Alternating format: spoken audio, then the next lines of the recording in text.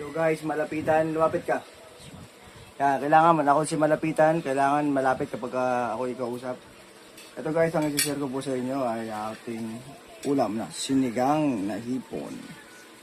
Sinampaluang hipon po yan, napakasarap po yan, luto po ng aking binan.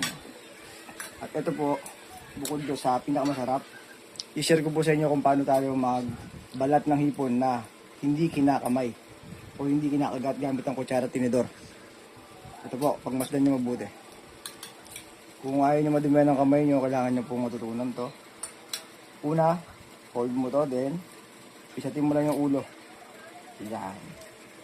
Tanggal nyo na po, di ba? Ulo. Napakadali. Sisip-sipin ko ngayon. Grabe. Tapos ito po susunod.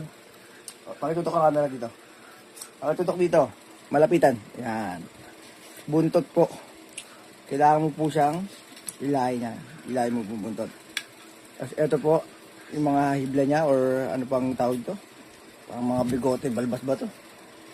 Ayan, tatanggalin mo po yan. At pag natanggalin mo na po yan, babalik ka rin mo po siya ngayon.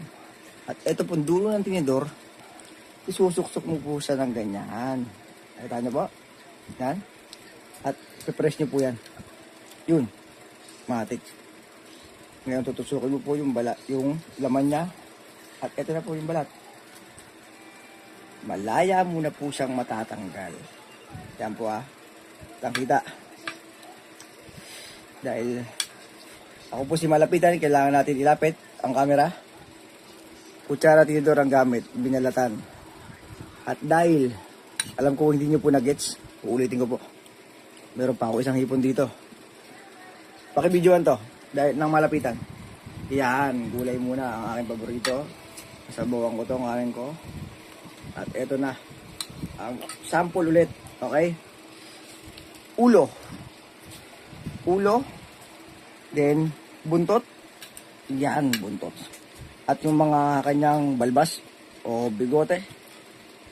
Yan. At balik na rin. Mali pala. Balik na rin ulit. Yan. Dito po, suksok lang yung dulo ng tinidor. Yan, nakasuksok na po. Pwede nyo na po siyang balatan. At tusukin ang laman. Yan. Tignan nyo po ang resulta. Gamit po ang kutsara tinidor. Maaari nyo na po siyang mabalatan dahil para hindi malansahan ang inyong mga kamay. Malapitan. Okay guys, ngayon alam nyo na ang kutsara tinidor ang gamit upang mabalatan ang hipon. Goodbye. Brrr.